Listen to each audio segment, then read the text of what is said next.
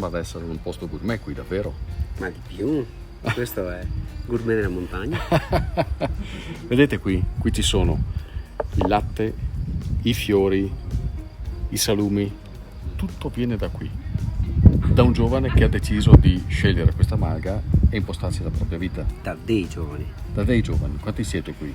Siamo in 3 soci giovanissimi che abbiamo creduto in un territorio.